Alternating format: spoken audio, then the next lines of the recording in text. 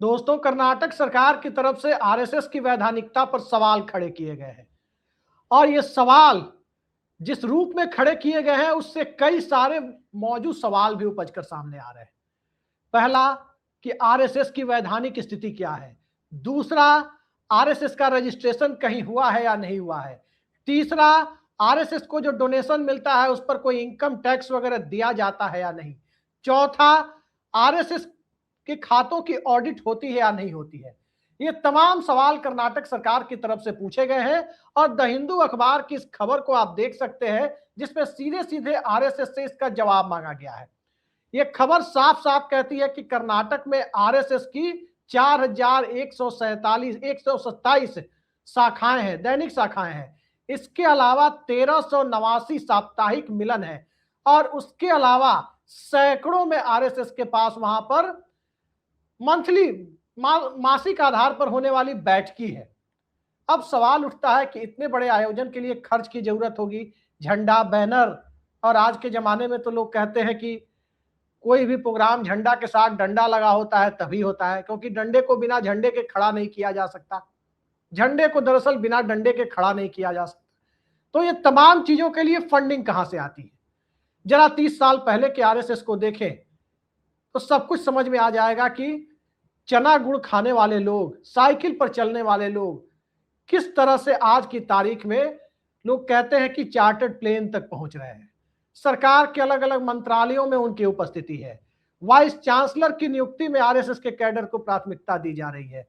सरकार के हर कामकाज में, देश के हर संस्थान पर आरएसएस की छाप देखी जा रही है। एक ऐसा संगठन जिसका कोई रजिस्ट्रेशन नहीं हो, उसको लेकर इस तरह के सवाल यदि एक राज्य सरकार की तरफ से उठाए गए हैं तो इन सवालों को मौजूदा दौर में उठाए जाने का मकसद क्या है?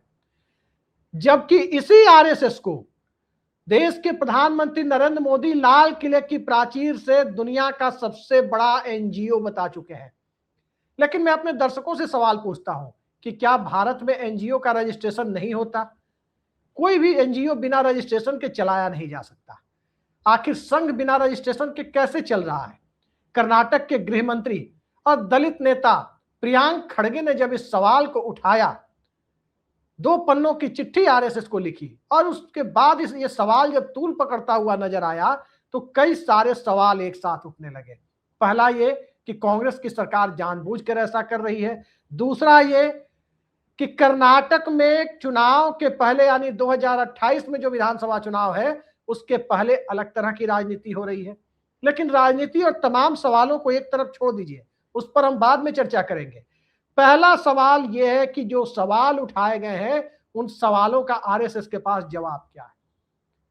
राष्ट्रीय स्वयंसेवक संघ यानी आरएसएस के प्रमुख सरसंघचालक मोहन भागवत ने इस सवाल के जवाब में यह कहा कि आरएसएस को रजिस्ट्रेशन की जरूरत नहीं है, हिंदू धर्म को भी रजिस्ट्रेशन की जरूरत नहीं है। अब सवाल यह उठता है कि हिंदू धर्म या इस्लाम धर्म या ईसाई धर्म या सिख धर्म, स्वाभाविक है कि किसी धर्म को भारत के अंदर रजिस्ट्रेशन की जरूरत नहीं है, लेकिन क्या आरएसएस अपने आप को हिंदू धर्म के समकक्ष मान बैठा है? यह एक अलग सवाल है। क्या आरएसएस खुद को हिंदू होने का एकमात्र प्रतिनिधि संस्था मानता है? एक पत्रकार होने के साथ साथ मैं भी एक हिंदू हूं, लेकिन मेरे हिंदू होने का मतलब यह है कि मुझे आरएसएस से सर्टिफिकेट लेना होगा कि मैं हिंदू हूं। इस तरह के अजीबोगरीब तर्क की उम्मीद कम से कम कर्नाटक सरकार के जवाब में मल्लिकार्जुन खड़गे से नहीं थी, लेकिन वो इस तरह का बयान दे रहे हैं। लेकिन आरएसएस को लेकर राहुल गांधी शुरू से आक्रामक रहे, कांग्रेस पार्टी ने आक्रामक रुख अख्तियार किया है। तो इसी परिप्रेक्ष्य में कांग्रेस पार्टी के प्रवक्ता पवन खेड़ा के इस बयान को जरा देखिए। कल एक वीडियो देखा, मोहन भागवत जो अपने आप को सरसंघचालक मानते हैं किसी संस्था की जिसका नाम है आरएसएस, जो अपने आप को एक सांस्कृतिक संगठन बोलता है लेकिन तमाम तरह की राजनीतिक और अंडरग्राउंड एक्टिविटीज में शामिल रहता है। सरसंघचालक कहते हैं कि आरएसएस पंजीकृत इसलिए नहीं है, रजिस्टर्ड इसलिए नहीं है क्योंकि हिंदू धर्म भी पंजीकृत नहीं है, रजिस्टर्ड नहीं है। सुनकर भद्दा लगा, आपको भी लगेगा, अटपटा लगा। कहां हिंदू धर्म और कहां ये एक 2 कौड़ी का संगठन जो है या नहीं है इसके बारे में लोगों को जानकारी नहीं रहती, क्योंकि ना इनका मेंबरशिप रजिस्टर होता है, न इनके अकाउंट्स बुक होती हैं, न इनकम टैक्स के प्रति कोई जवाबदेही होती है, न भारत के किसी कानून के तहत ये आते हैं। एक छोटे दुकानदार को जीएसटी का पंजीकरण कराना पड़ता है। क्या कल को वो कह सकता है कि साहब हिंदू धर्म पंजीकृत नहीं है तो मैं अपनी दुकान पंजीकृत नहीं कराऊंगा? अरे मोहन भागवत जी, कुछ तो शर्म करिए। पवन खेड़ा कर्नाटक सरकार बनाम आरएसएस के इस पूरे विवाद में एक नया एंगल देते हुए दिख रहे हैं। कोई भी व्यक्ति उनके तर्कों से सहमत या असहमत हो सकता है, लेकिन एक तर्क तो मुझे भी बड़ा अजीब लगा कि एक छोटा दुकानदार भी जीएसटी पे करता है, उसके पहले वैट दिया करता था। अब सवाल उठता है कि वो छोटा दुकानदार जब टैक्स दे सकता है तो क्या वो ये कहने का अधिकारी है जो पवन खेड़ा कह रहे हैं कि मैं हिंदू हूं इसलिए मैं टैक्स नहीं दूंगा? जिस तरह की बात पवन खेड़ा कह रहे हैं आरएसएस के लिए, वो भाषा राजनीतिक हो सकती है, लेकिन जो दूसरे महत्वपूर्ण सवाल इसके आईने में है वो ये उठते हैं कि आखिर कोई भी धंधा अगर इस देश के अंदर चल रहा है बिना अर्थ के नहीं चल सकता, बिना पैसे के नहीं चल सकता। और जब धंधा बिना पैसे के नहीं चल सकता, 5 लोगों का संगठन बनाकर एक सामियाना या पंडाल लगाकर लोगों को जुटाने के लिए भी खर्च की जरूरत पड़ती है।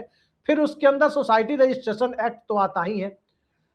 और प्रधानमंत्री जिस संस्था को दुनिया का सबसे बड़ा एनजीओ कह रहे हैं, वो एनजीओ रजिस्ट्रेशन के तहत रजिस्ट्रेशन कराने के लिए, निबंधन कराने के लिए तैयार क्यों नहीं? आखिर निबंधन से सवाल, कौन सा सवाल खड़ा हो जाएगा जिससे आरएसएस निबंधन कराने के लिए तैयार नहीं है? देश के कई इलाकों में आप आरएसएस के दफ्तर देख सकते हैं। दिल्ली के झंडेवालान से लेकर देश के कई इलाकों में, नागपुर में तो उसका मुख्य दफ्तर है ही। जिस प्रकार से आलीशान दफ्तर बन रहे हैं, आखिर वो दफ्तर बिना पैसे के बन रहे हैं? या जो बात कही जा रही है कि लोग दक्षिणा देते हैं, गुरु दक्षिणा देते हैं, उसी दक्षिणा से बन रहा है, उन दक्षिणा का ही हिसाब देने में दिक्कत क्या आ रही है? एक बड़ा सवाल है। हर हिंदू को यह सवाल अपने आप से पूछना चाहिए। एक हिंदू जो सरकारी नौकरी या कोई व्यवसाय करता है वो इनकम टैक्स देता है। एक हिंदू जो छोटा सा व्यवसाय भी करता है वो जीएसटी देता है। यहां तक कि जो व्यक्ति एक गरीब मजदूर भी है, वो एक साबुन की टिकिया खरीदने जाए या कुछ भी खरीदने जाए वो भी जीएसटी देता है। वो भी दवा खरीदने जाए उस पर भी वो टैक्स देता है। पेट्रोल डीजल पर भी वो टैक्स देता है। एक कफ सिरप पर भी वो टैक्स देता है। पैरासीटामोल की गोली पर भी वो टैक्स देता है। फिर आरएसएस जो हिंदुओं के प्रतिनिधि होने का दावा करती है, वो टैक्स देने से क्यों भागती है? वो रजिस्ट्रेशन से क्यों भागती है? ये सवाल कांग्रेस पार्टी के हैं और कांग्रेस पार्टी इसे उठा रही है। लेकिन एक उंगली आरएसएस के साथ साथ कांग्रेस की तरफ भी उठती है। वो उंगली दरअसल ये है कि कांग्रेस पार्टी लंबे समय तक सत्ता में रही, 3-3 बार आरएसएस पर प्रतिबंध भी लगाया, लेकिन उस दौर में भी आरएसएस की मान्यता उसने खत्म क्यों नहीं की और रजिस्ट्रेशन को लेकर के आरएसएस पर दबाव क्यों नहीं डाला? खैर, उस वक्त दबाव नहीं डाला तो आज जो सवाल उठ रहे हैं इससे सवाल बेमानी हो जाएंगे, ऐसा मैं कतई नहीं कह रहा। आज अगर कांग्रेस की रणनीति बदली है और आरएसएस के रजिस्ट्रेशन को लेकर, उसकी ऑडिटिंग को लेकर, उसके खातों को लेकर, पैसे के सोर्स को लेकर यदि सवाल उठ रहे हैं, तो इन सवालों के आईने में यदि मौजूदा राजनीति को देखें तो एक साथ कई बातें निकलकर सामने आती है। मैं पिछले 2-3 दिनों से आपको बता रहा हूं कि जो पार्टियों के अंदर तोड़फोड़ की कोशिशें हो रही है, पहले तृणमूल कांग्रेस को तोड़ा गया, अब चर्चा है कि उद्धव ठाकरे की पार्टी टूटेगी, फिर शरद पवार की पार्टी टूटेगी, फिर नीतीश कुमार की पार्टी पर डोरे डाले जाएंगे। इस कवायद के पीछे इसी सदन के अंदर 2/3 बहुमत जुटाना कतई मकसद नहीं है। असल मकसद यह है कि 240 का ठप्पा जो लगा है, उस ठप्पे से निजात पाने के लिए सरकार समय से पहले चुनाव कराना चाहती है और चुनाव कराकर विपक्ष को पंगु बनाना चाहती है। खासकर तब जब राहुल गांधी ने प्रतिरोध के लिए एक नए फॉर्मूले की बात की है।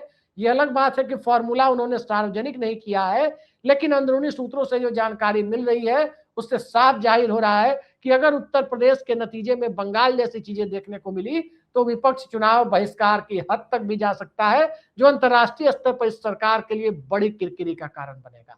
देश के अंदर लोकतंत्र पर बड़े सवाल उठने लगेंगे।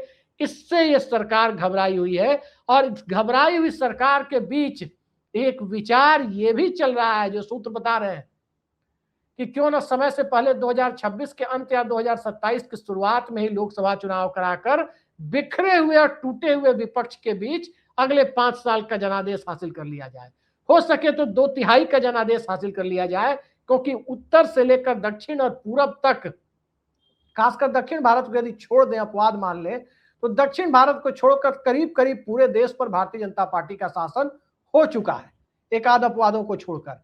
तो इस आदर्श परिस्थिति को 2027 के यूपी विधानसभा चुनाव के बाद वो बनी रहेगी या नहीं बनी रहेगी, इसको लेकर सरकार सशंकित है, और तब वो कोशिश कर रही है कि क्यों न समय रहते लोकसभा में बहुमत हासिल कर लिया जाए।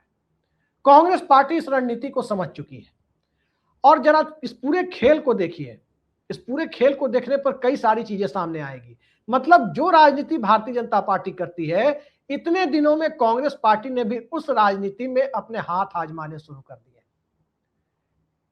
कर्नाटक सरकार की तरफ से जो चिट्ठी निकली, जो सवाल उठाए गए, वो मुख्यमंत्री डीके शिव कुमार भी उठा सकते थे, लेकिन गृह मंत्री प्रियांक खड़गे को आगे लाया गया। प्रियांक खड़गे मल्लिकार्जुन खड़गे के बेटे हैं, इंडिया अलायंस और कांग्रेस पार्टी के अध्यक्ष मल्लिकार्जुन खड़गे दलित समाज से आते हैं, और पिछली बार उत्तर प्रदेश के अंदर और देश के दूसरे हिस्सों के अंदर भी, यहां तक कि दक्षिण पश्चिम बिहार के अंदर भी आप देखें, हरियाणा और राजस्थान के हिस्से में भी देखें, तो एक बड़ा मुद्दा चल रहा था, संविधान बचाओ। और संविधान बचाओ यानी बाबा साहब का संविधान बचाओ, उनका बनाया गया संविधान बचाओ।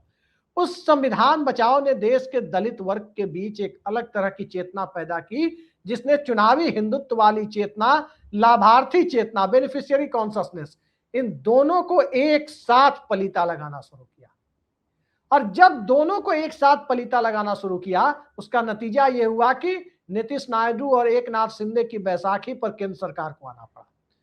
बैसाखियों से निजात लेने की प्रक्रिया सरकार ने शुरू कर दी, लेकिन विपक्ष जब बंगाल के चुनाव के खेल को देखने के बाद उसके सामने जो परिस्थितियां उत्पन्न हुई, उन परिस्थितियों में संविधान बचाओ वाला नैरेटिव और मजबूती से कैसे आगे चले, चाहे लोकसभा चुनाव समय से पहले हो या समय पर हो, चाहे उत्तर प्रदेश का चुनाव 2026 के नवंबर में ही हो, क्योंकि जनगणना के साथ तारीखें टकराने की बात सामने आ रही है।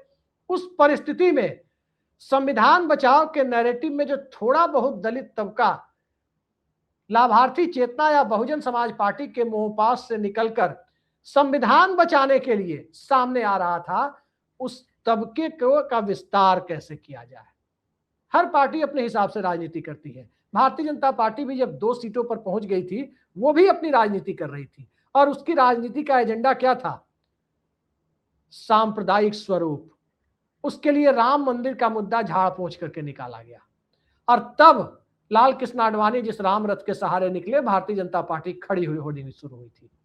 आज की तारीख में कांग्रेस पार्टी को भी लग रहा है कि हिंदुत्ववादी चेतना की जगह अलग अलग क्लास की, सोसाइटी के अलग अलग सेक्शन की चेतना को जगाना होगा। उत्तर प्रदेश से लेकर राजस्थान तक लोकसभा चुनाव में एक टेस्ट केस रहा है संविधान बचाओ। लिहाजा संघ और संघ के मामलों को लेकर के जब सीधे सीधे आजकल जय भीम के नारे वाले जमाने में हम देखते हैं, तो प्रियांक खड़गे की चिट्ठी का सामने आना, वो भी उत्तर प्रदेश के चुनाव के पहले या फिर संभावित लोकसभा चुनाव के पहले कई सारी कहानी को एक साथ बयान करता है। जहां एक तरफ भारतीय जनता पार्टी और संघ व्यापक हिंदू एकता और चुनावी हिंदुत्व की राजनीति के सहारे देश के बड़े कॉरपोरेट का दरवाजा खोलकर आम हिंदुओं के हाथ में कटोरा पकड़ाने वाली आर्थिक नीतियों की तरफ ले जाने के लिए अग्रसर जान पड़ती है, उस परिस्थिति में इस हिंदुत्ववादी चेतना जिसमें हित सिर्फ कॉरपोरेट का और आम आदमी 5 किलो राशन पर बना रहे, वैसी व्यवस्था जो बनाई जा रही है, उसमें आम आदमी की आंखों से पर्दा हटाने और अपनी राजनीतिक रोटी सेकने के लिए कांग्रेस पार्टी ने जिस तरह से दक्षिण भारत से ये खेल शुरू किया है, निश्चित तौर पर अब एक बात तो साफ दिखाई देती है। आज मैंने कांग्रेस के कई लोगों से बातचीत की, खुलकर किसी ने कुछ नहीं बताया, लेकिन एक नेता ने नाम नहीं बताने की शर्त पर कहा कि कहीं ऐसा तो नहीं कि नरेंद्र मोदी से खार खाया हुआ व्यक्ति जो संघ भाजपा का हो और आरएसएस की नस-नस को जानता हो, उसने इस पूरे प्लान को कांग्रेस पार्टी के अंदर बैठकर एग्जीक्यूट किया हो कि कैसे आरएसएस पर सवाल उठाने हैं, किस नेता को आगे करके सवाल उठाने हैं, और सवाल ऐसा जो बिल्कुल वाजिब सवाल भी है कि खातों की जांच होनी चाहिए, पैसे का सोर्स बताना चाहिए और रजिस्ट्रेशन क्यों नहीं हुआ और क्यों नहीं कराना चाहिए। इन सारे सवालों को लेकर जब एक साथ सवाल उठे तो सामने प्रतीक के तौर पर एक दलित चेहरा सामने आए तो स्थितियां ज्यादा गंभीर होती हैं। आखिर जब सांकेतिक शिलापूजन राम मंदिर का 1989 में विश्व हिंदू परिषद ने कराया था, तब भी तो एक दलित चेहरे का इस्तेमाल किया था। बिहार से आने वाले दलित नेता कामेश्वर चौपाल को आगे करके उन्हीं से शिलान्यास करवाया गया था। तब कोशिश व्यापक हिंदू एकता की हो रही थी। यह अलग बात है कि चुनावी हिंदुत्ववादी लोग जब सत्ता में आए तो दलितों को 5 किलो राशन के अलावा और क्या मिला, इस पर इस देश का वंचित समाज, इस देश का छुआछूत से परेशान रहा समाज, जिसके लिए संविधान में प्रोटेक्शन की व्यवस्था हुई, उस समाज के लोग ही बेहतर बता सकते हैं कि वाकई चुनावी हिंदुत्व के नारे के साथ उन्हें क्या मिला। या जो लोग चुनावी हिंदुत्व के नारे के दम पर ऊपर कूद रहे थे, जैसे सारी चीजें उनके फेवर में बनने वाली है, जिस ढंग से इस देश की पब्लिक सेक्टर कंपनियों की बोली लगाने की प्रक्रिया शुरू हुई, जिस ढंग से नौकरियों का सिस्टम खत्म किया जाने लगा, जिस ढंग से पेपर लीक की प्रक्रिया शुरू हुई, तो समाज का वो तथाकथित उच्च तबका भी आज ये सोचने पर मजबूर है कि आखिर इस चुनावी हिंदुत्व वाली व्यवस्था में उसे भी क्या मिला। तो एक ऐसे दौर में जब किसान सरकार से नाराज है, दिल्ली के आसपास 13 महीनों तक घेर कर बैठा रहा, एक ऐसे दौर में जब नौजवान पेपर लीक से लेकर भर्ती से लेकर और बेरोजगारी, महंगाई, मंदी, इन सब की मार एक साथ झेलता हुआ नजर आ रहा है, और खासकर उस दौर में जिस दौर में भारत का रुपया गिरता हुआ दिखाई दे रहा है, उस दौर में एक ऐसे व्यक्ति प्रधानमंत्री पद पर बैठे हैं जो कभी कहा करते थे जब वो प्रधानमंत्री नहीं थे कि रुपया नहीं गिरता, उनके दल के लोग कहा करते थे रुपया नहीं गिरता बल्कि देश की गरिमा गिरती है। तो आज की तारीख में क्या वाकई मौजूदा व्यवस्था के तहत देश की गरिमा बढ़ रही है? खासकर एक ऐसे दौर में जिस संस्था को प्रधानमंत्री खुद दुनिया का सबसे बड़ा एनजीओ बताते हो, लेकिन उस एनजीओ का रजिस्ट्रेशन कहाँ हुआ, कैसे हुआ, किसने पैसा दिया, कहां से पैसा आया, ट्रेन का टिकट किसने कटाया, इन सब का कोई हिसाब नहीं हो, तो सवाल एक साथ कई सारे जब खड़े हो जाते हैं, उन सवालों के आईने में देश की सियासत भी बदलने की शुरुआत होती है। जो लोग भी ये सोच रहे हो कि भारतीय जनता पार्टी देश के बड़े हिस्से पर काबिज हो गई है, तो ये लंबे समय तक स्थितियां बनी रहेंगी, तो जरा इन सब को, इन परिस्थितियों को 1986-87 की परिस्थितियों से अगर रूबरू करवाया जाए तो केरल और बंगाल को छोड़कर, तमिलनाडु को छोड़कर देश के ज्यादातर हिस्सों पर कांग्रेस या कांग्रेस पार्टी के सहयोगियों का शासन था। यूं कहें कि कांग्रेस का ही शासन था। 414 सीटें लोकसभा में कांग्रेस के पास थी।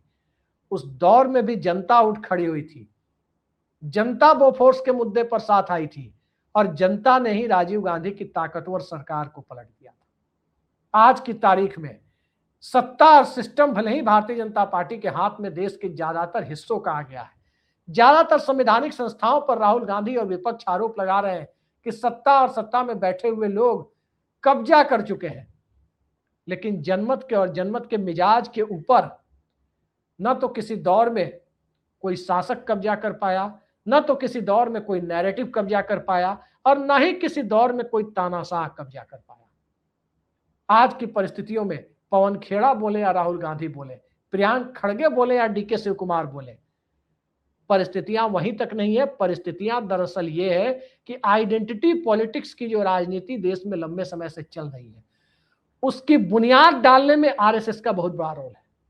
और जब उसकी बुनियाद चुनावी हिंदुत्व के आश्रय आरएसएस ने ही डाली, उस बुनियाद को लेकर के कमंडल बनाम मंडल की राजनीति एक के एंटीबायोटिक के एंटीडोट के तौर पर शुरू की गई।